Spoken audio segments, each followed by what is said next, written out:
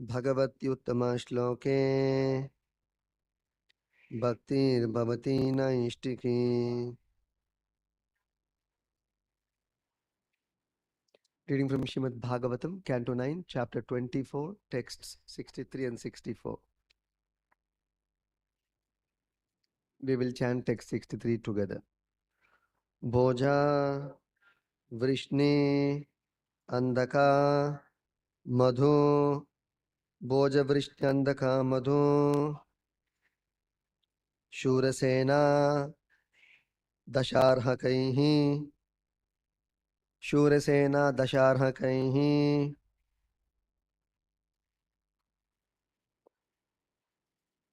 Shlaghaniya Ihitaha Shashvat Shlagani Shlagani Yehita Shashvat Kuru Srinjaya Pandubihi Kuru Srinjaya Pandubihi Bhoja Vrishnyandaka Madhu Shurasena Dasharhakaihi Shlaghaniye Hita Shashvat Kuru Srinjaya Pandubihi Bhoja Vrishnyandaka Madhu Shurasena Dasharhakaihi Shlaghaniye Hita Shashvat Kuru Srinjaya Pandubihi.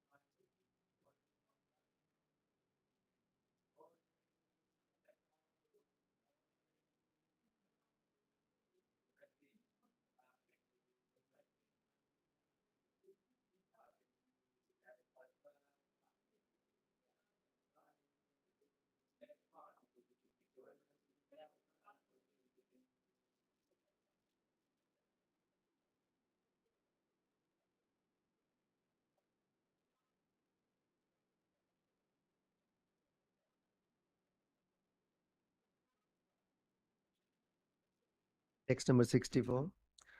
Snigdha smitekshito dharair vakyair vikrama leelaya Nrilokam ramayam asam murtiya sarvanga ramyaya. Can you repeat the word meaning? Bhoja, assisted by the Bhoja dynasty. Vrishni, and by the Vrishnis. Andaka, and by the Andakas. Madhu, and by the Madhus. Shurasena, and by the Shurasenas. Dasharhakaihi, and by the Dasharhakas.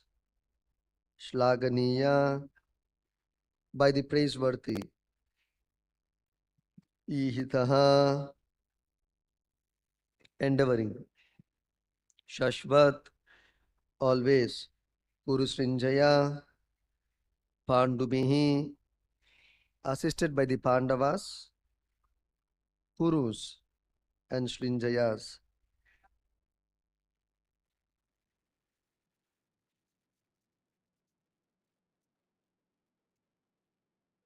Nigdha, affectionate. Smita, smiling. Ikshita, being regarded as. Udaraihi, magnanimous. Vakyaihi, the instructions. Vikramalilaya, the pastimes of heroism. Nrilokam, human society. Ramayam, Asa, pleased. Murtiya, by his personal form, Sarva Angaramyaya, the form that pleases everyone, by all parts of the body. Translation and purport by His Divine Grace, Srila Vaisarna Arvinda Bhakti Vedanta Swami Srila Prabhupada Ki Jai. Translation. Assisted by the descendants of Bhoja, Vrishni, Andaka, Madhu, Shurasena, Dasharha, Kuru, Srinjaya, and Pandu, Lord Krishna performed various activities.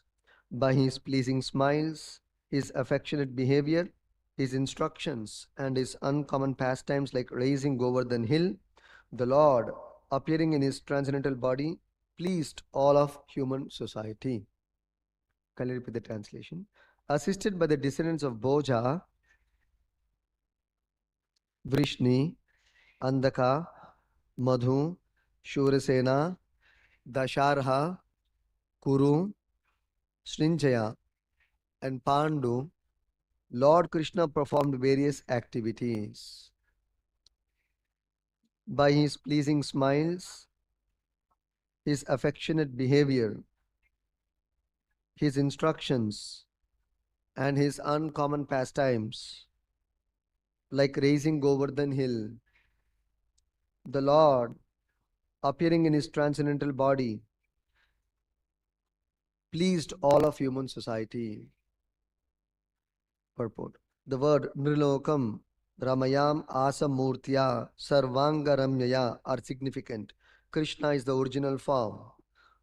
Bhagavan, the Supreme Personality of Godhead, is therefore described here by the word Murtya. The word Murti means form. Krishna or God is never impersonal. The impersonal feature is but a manifestation of his transcendental body. Yasya Prabha Prabhavato Jagadanda Koti. The Lord is Nirakriti, exactly resembling the form of a human being. But his form is different from ours.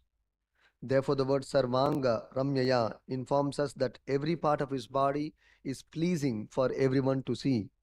Apart from his smiling face, every part of his body, his hands, his legs, his chest, is pleasing to the devotees, who cannot at any time stop seeing the beautiful form of the Lord. Thus ends the Bhaktivinoda purport and translation to Canto 9, Chapter 24, texts 63 and 64 of Srimad Bhagavatam. Om Jnanatimirandasya Jnananjanashalakaya Chakshurunmilitam Yena Tasmai Shri Gurave Namaha Namo Om Vishnu Padaya Krishna Preshtaya Bhutale Srimate Bhakti Vedanta Swami Nitinamine Namaste Saraswate Deve Gauravani Pracharine Nirvishesha Shunyavadi Paschati Deshatarine Jaya Shri Krishna Chaitanya Prabhu Nityananda Shri Advaita Gadadhara Srivasadi Gaura Bhakta Vrinda Hare Krishna Krishna Krishna Hare Hare Hare Rama Rama Rama Hare Hare.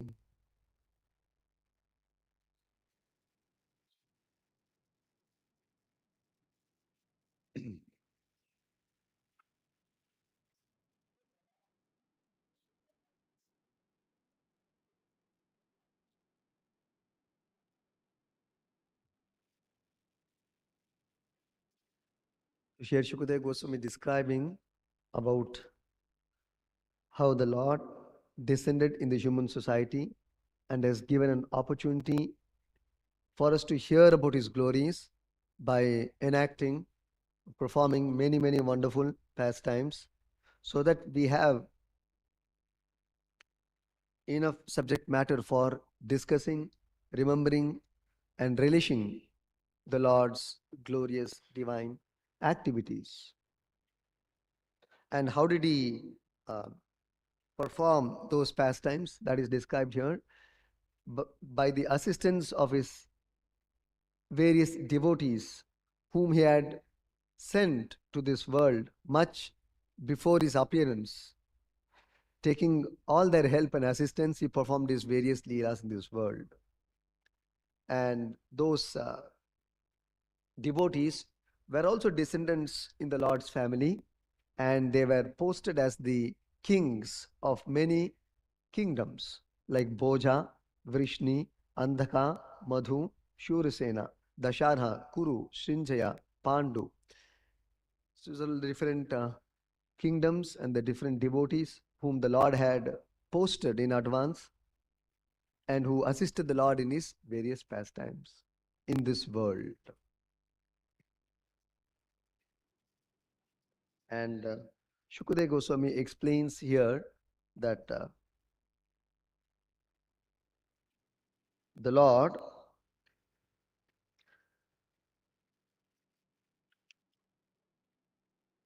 Snigdha Smita, the Lord, in the course of performing his wonderful pastimes, Snigdha Smita, by his pleasing smiles and by his affectionate behavior, hmm, Udarai Vakyaihi, by his affectionate behavior, Vikrama Leelaya, the Lord performed his heroic pastimes, Nilokam, in the human society. And Prabhupada explains just like the uncommon pastimes like the lifting of the Govardhan hill, etc. And all the while performing his pastimes with his pleasing smiles, affectionate behavior, his instructions, the Lord was very, very pleasing to all of human society. That is described by the words Nilokam in the human society. Ramayam Asa, he pleased all his devotees, Murtya, by his personal form, by personally descending to this world in his personal form. And not only his pastimes, his instructions, or his smiles alone, everything about the Lord is very pleasing, was very pleasing, very captivating. Sarva Anga Ramyaya. Sarva Anga Ramyaya. Every part of his body was very, very pleasing. This is the feature of the Lord's personality. Specific feature of the Lord's personality. That's why Prabhupada begins the purport by saying the words Nrilokam Ramayam Asa Murtya Sarvanga Ramyaya are significant. Every part of his body was pleasing. Everything what the Lord has is pleasing. His smile, his words, his instructions, his presence, his movement, his activities, his decisions, his plans, his pastimes, his devotees, his world. Everything is very pleasing. And further, another important, that is one point made in this purport, highlighted in this purport, in this verse. And the second very important highlight of this verse is the use of the word Murtya by Shukadeva Goswami. Murtya means person, by in his personal form. Krishna Balaram Gautam Prabhupada. In his personal form. So Prabhupada explains Krishna is the original form. Bhagavan, the Supreme Personality of Godhead, is therefore described here by the word Murtya. The word Murti means form. So Krishna or God is not impersonal. But the impersonal feature is a manifestation of the Lord's original personality. So we will try to understand something about this point. There are two major points made in this verse. One is that the Lord has a form and Krishna is that original form. And the second part is Sarva Anga Ramyaya. Every part of his body was very pleasing. So we'll try to understand that.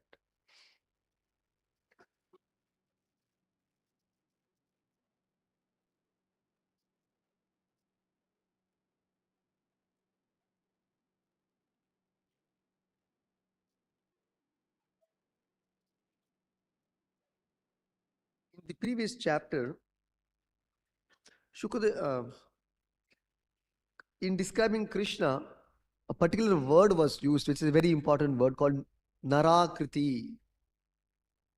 Means Nara Akriti. Nara means human being. Akriti means to resemble. Prabhupada has used that word in this purport also. Hmm. The Lord is Narakriti, exactly resembling the form of a human being. Nara means human being. Akriti means to resemble, to resemble, to exactly resemble. So Narakriti means the Lord who resembles exactly like a human being. So that's how Krishna appears in this world. And that is the original form of God, resembling a human being. That's why it is used, the word is used, Akriti, means resembling. That means he is not a human being, resembling a human being. That's why many times this is quoted in the Bible also.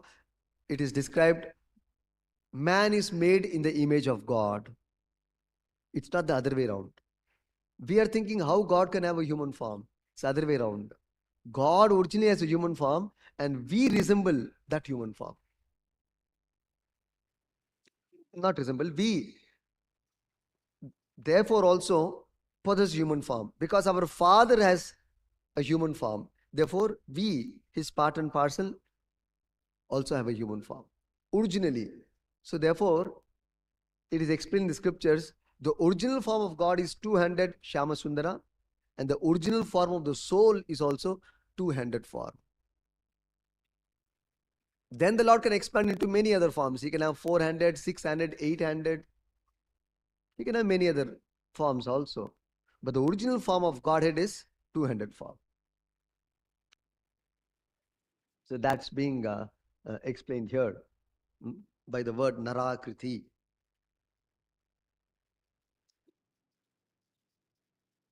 Although we resemble the human form of the Supreme Lord, nonetheless there is a gulf of difference. The Lord, He is the Supreme Lord and we are subordinate to Him. He is the complete whole and we are His part and parcel. Those differences exist eternally. Mamaivamsho jiva loke jiva bhuta sanatanaha. Krishna says eternally the difference of the Supreme Lord and His part and parcels continue to remain.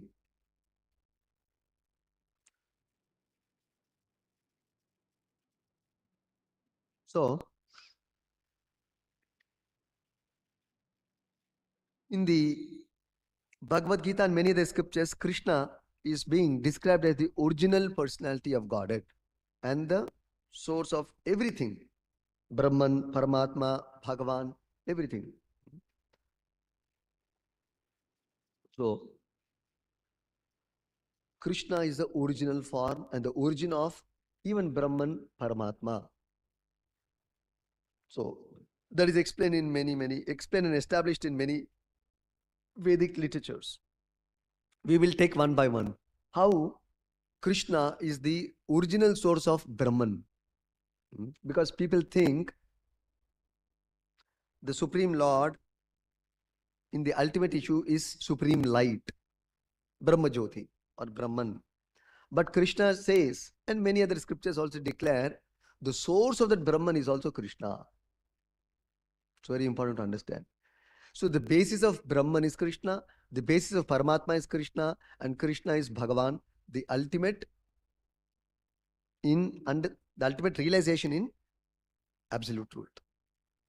Now we will try to take 4 references to prove how Krishna is the basis of impersonal Brahman. The first one, anybody knows from the Bhagavad Gita? Yes. So in the 14th chapter, text 27, it's got 28 verses. Text 27, Krishna says, Brahmano hi pratishta aham amritasyavya yasya cha shashvatasya cha dharmasya sukha saikantikasya cha. The first line is important. Brahmano hi pratishta aham. And Krishna is telling this to Arjuna. Standing in front of Arjuna, aham, Krishna is using the word aham, me, I, personal pronoun. If you know Sanskrit grammar, you can appreciate this. Krishna in first person is speaking. So Krishna is speaking as Swayam, as a personality in front of Arjuna. He's saying, Brahmano hi pratishta aham. I am the basis and origin of that impersonal Brahman.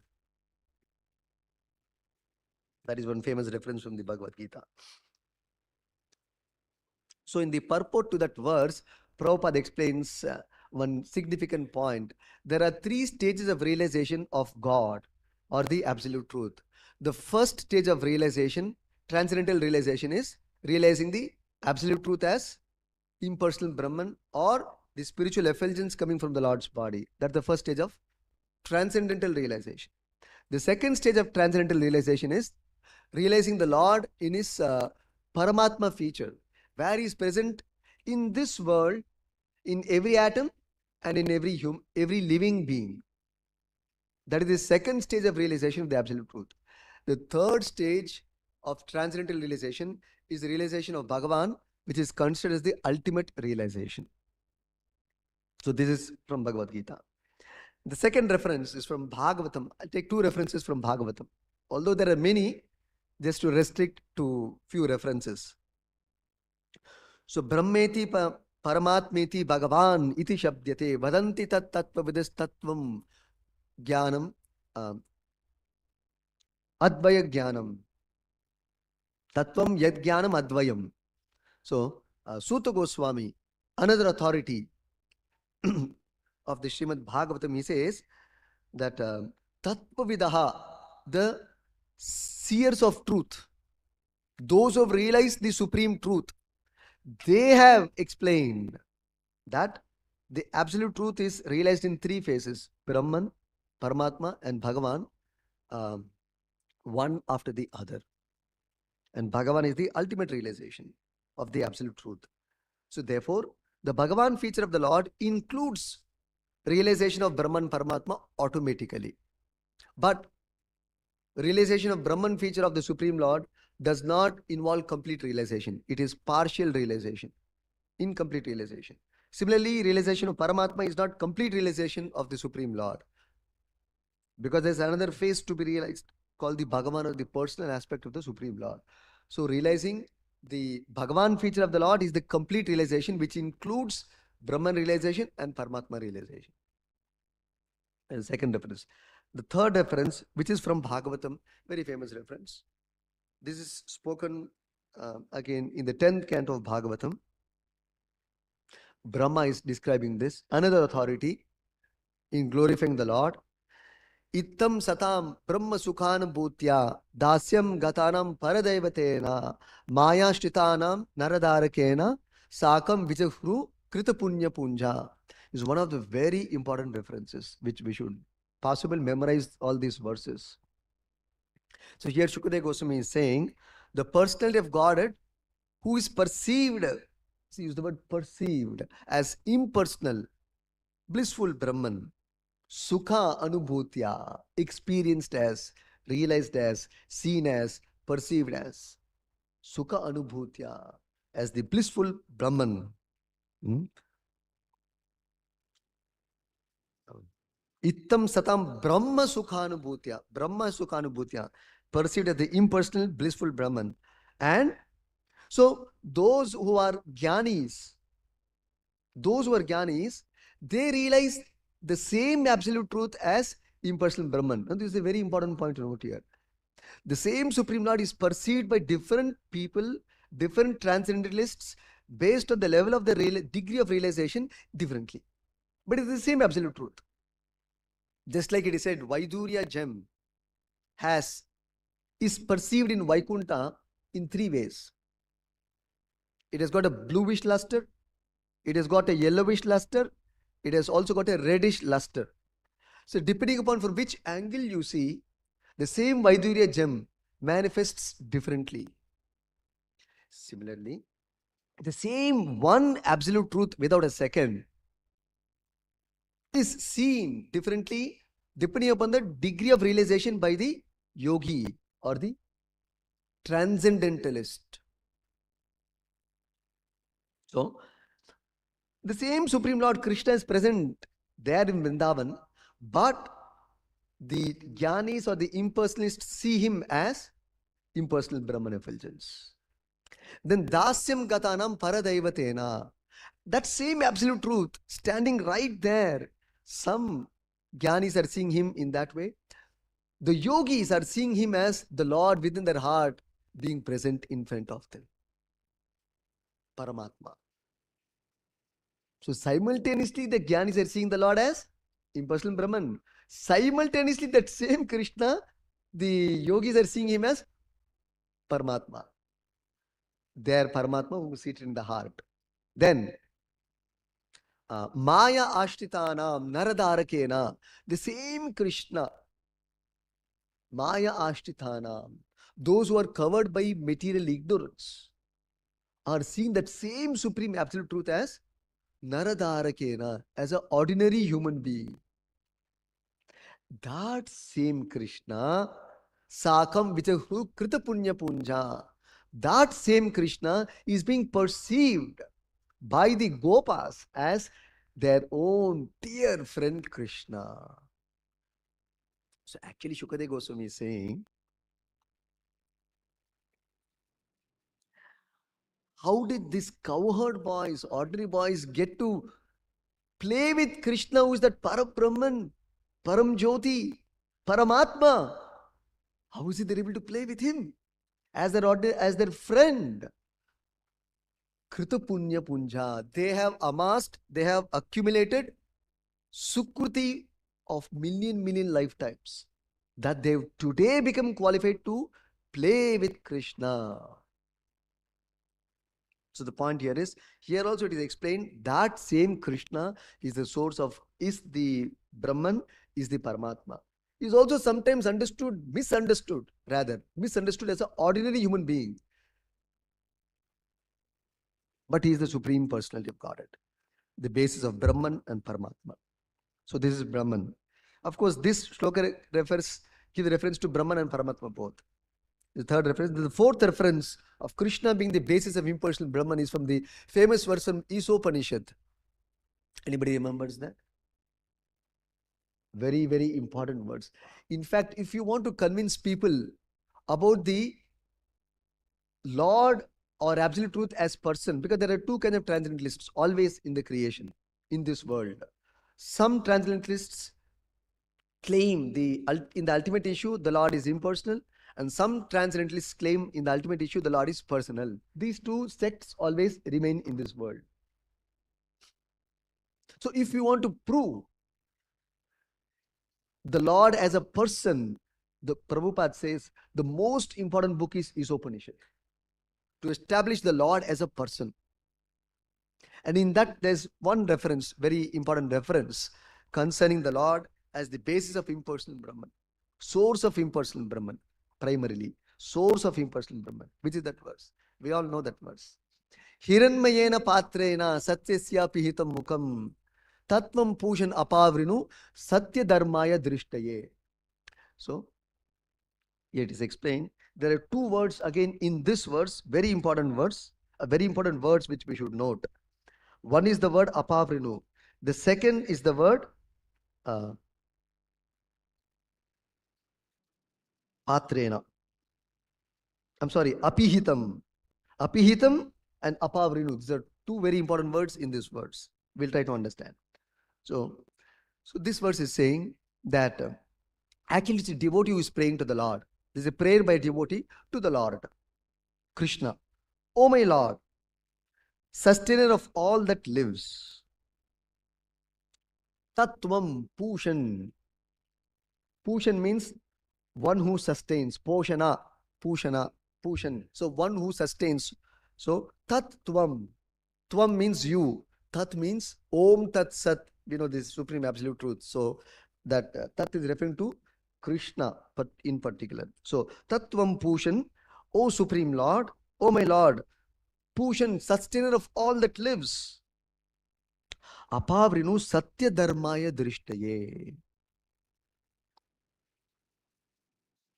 So he's saying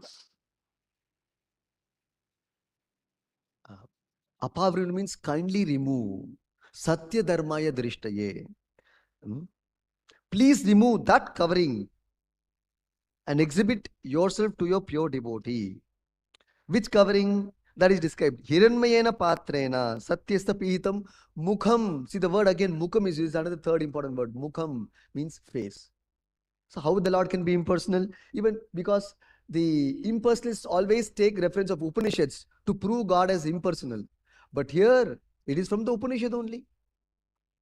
Upanishad is describing the Lord having a face, and that face being covered by the Hiranmayena patrena, golden effulgence from the Lord's body, Lord's face. So this Hiranmaya patrena, this Brahma Jyoti is actually golden. So golden effulgence. So here the devotee is praying, "Oh my Lord, sustainer of all that lives, your real face is covered by your dazzling effulgence. Satyasya apihitam mukham." Apihitam means covered, mukham means face. Satyasya, your real face. That means in the ultimate issue, the Lord is having a face. Face means personality, form. Murti as indicated in this words today. Murtiya sarva anga ramyaya. So satyasya apihitam mukham. So this is another reference. Your real face is covered by your dazzling effulgence. Please remove that covering and exhibit yourself to your pure devotee. So this is the reference of how Krishna is the basis of impersonal Brahman. Now we will try to um, um, understand from the Bhagavad Gita, 15th chapter, the very relevant chapter, to explain how Krishna is the basis and the origin of Paramatma. 15th chapter of Bhagavad Gita, text 16 to 20 discusses the subject matter.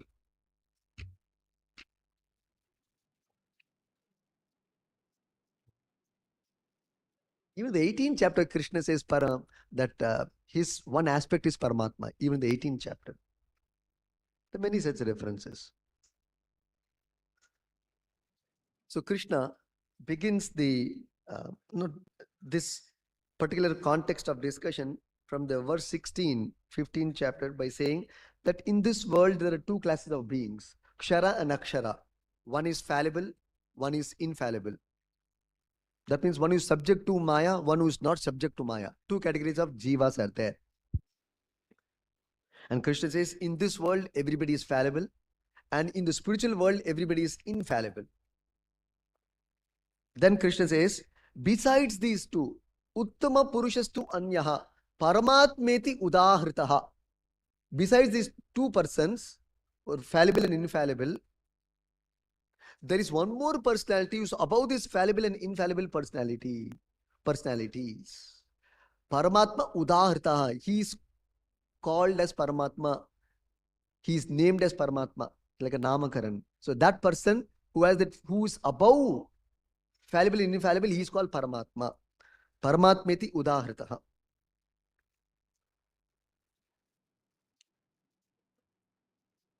Then Krishna goes on to say,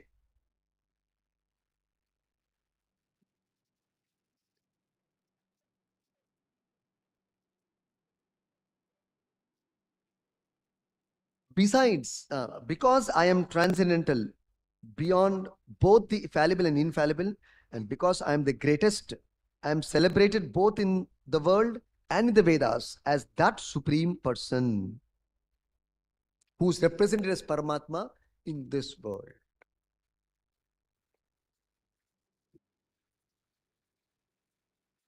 So this is declared in all the Vedas also. And in this world, yo loka atosmi loke vedecha pratita purusha uttamaha. Krishna used the word purushottamaha. So Purushottama is actually referring to the personality of Godhead, whose aspect as Paramatma is above the fallible and infallible. And Krishna says, it is not easy to understand, but there is a great glory and benefit understanding this truth and secret. That Krishna describes in the 19th and 20th verse. Whoever knows me, Yomam evam asammuda janati purushottamam. Janati purushottamam. Whoever understands me. Mam, Krishna's word, yo mam. Yo means whoever. Mam means me. Evam asammuda janati purushottamam. Without being bewildered, without being trapped by illusory energy. Asammuda. Janati, who gets to know Purushottamam, about this supreme aspect of mind as the supreme personality of Godhead, sa sarvavid bhajati mam. Krishna says, he is the knower of everything. So sarvavid, he is the actual knower of everything. Then what is the consequence of being the knower of everything? Bhajati. Sa sarvavid bhajati mam. He engages in devotional service to me. Sarva bhavena bharata, with all his heart. And Krishna says in the last chapter, verse of this chapter, Iti guhyatamam shastram idam uktam maya anagha. Arjuna, you are not envious of me, anagha, not envious of me. Therefore, iti guhyatamam shastram idam uktam. This most confidential aspect of the Veda, what is that? I am that supreme personality, Purusha Uttama. And my aspect as Paramatma in this world is superior to the fallible and infallible jivas in this world. So this most confidential part of the Vedas, idam ukta mayanaga, I am actually revealing it to you, Arjuna. Etad buddhva buddhiman, whoever understands this, buddhiman, buddhva, whoever understands this, buddhiman, he becomes wisest in this world. And krita krityascha bharata, all his endeavor will attain perfection simply by knowing this truth. So this Krishna as the origin of Paramatma, source of Paramatma. Then the last aspect, how Krishna is the original Bhagavan. Because here it is described, Prabhupada says that Krishna is the original form. So why does Prabhupada say, how does Prabhupada say? Sometimes this argument is always coming up. Why Krishna is the original form of Godhead? The Acharyas don't speak whimsically.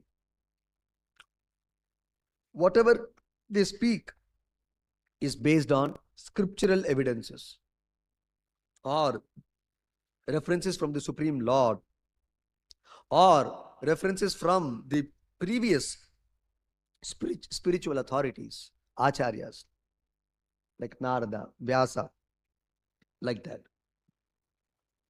Shukadeva Goswami. So references are to be quoted. In the Bhagavatam, Prabhupada makes one very important point. He says,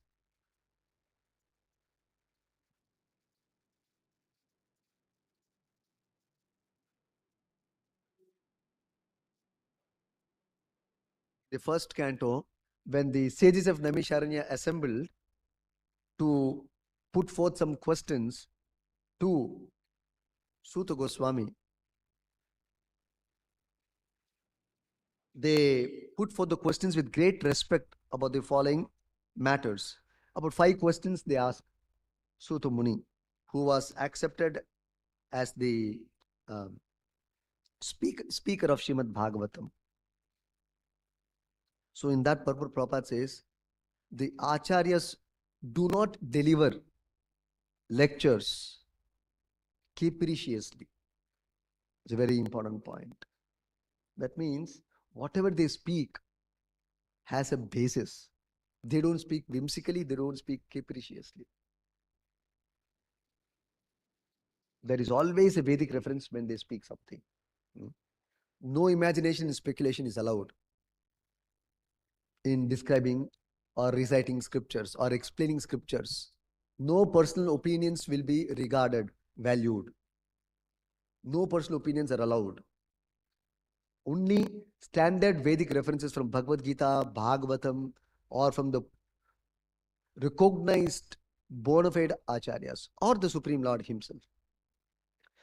So on that basis, we can see, we understand how Krishna is the original form and the original Bhagavan. So reference number 1 from Srimad Bhagavatam, very famous reference by Suta Goswami himself and Shukadeva Goswami. Ete chamsa kalapumsa Krishnastu Bhagavan Swayam. First canto, 3rd chapter, verse number 28. Shukadeva Goswami, Suta Goswami says, Ete chamsa kalapumsa Krishnastu Bhagavan Swayam. Krishna is Bhagavan Swayam, he is saying. Original personality of Godhead. And Amsha Kala. Then from Krishna there are expansions and further expansions. So all expansions and incarnations have their origin and source as Krishna.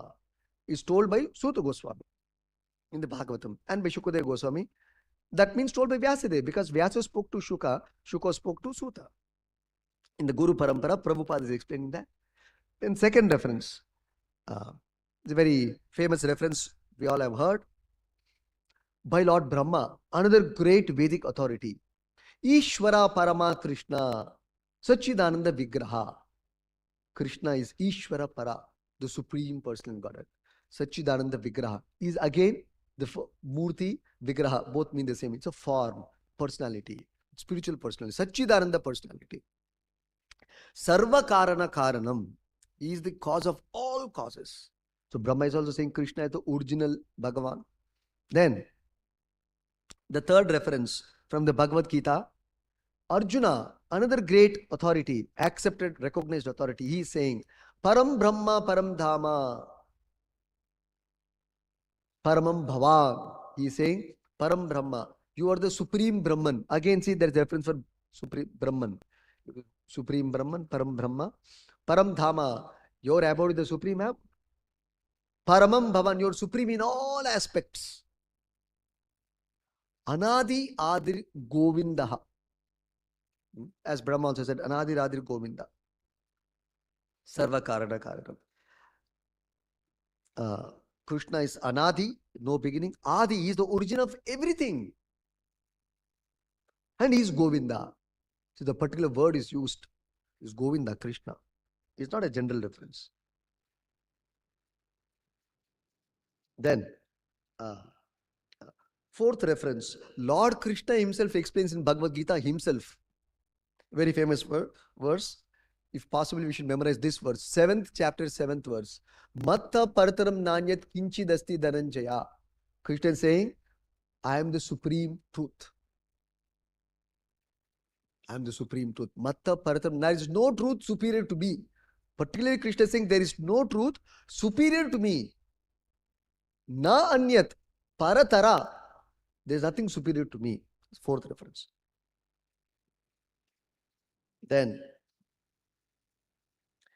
you can see one more reference in the Bhagavad Gita 11th chapter, when Arjuna saw the universal form. Arjuna became little feared, because universal form is very dreadful, very frightening. So then Arjuna requested Krishna, I want to be away from this anxiety. Please show me your Saumya Rupa. Your four-handed Saumya Rupa, pleasing form, four-handed pleasing form. That means he asked Krishna to he asked Krishna, so note this point. He asked whom? He asked Krishna standing in front of him, who is showing universal form? Whom he is telling to show his four-handed form. So he is asking Krishna, who is a two-handed God, to show his four-handed Narayana feature. That's in text number 50, 11th chapter, where Arjuna requested Krishna to display his four-handed form, Narayana form, transcendental pleasing form. And Krishna assumes his four-handed form. And after that, Krishna assumes his two-handed form, finally, because Krishna knew Arjuna's mind. The Acharyas explain actually that Arjuna was not even interested in seeing four-handed form, but he was very fearful of the universal form, so requested him to show the four-handed form. But Krishna, knowing Arjuna's mind further, actually assumed his original two-handed form, and thereby Arjuna's mind was pacified. So Krishna displayed the four-handed form. That means the original form of the Lord is two-handed, Govinda, Shyamasundara, Krishna.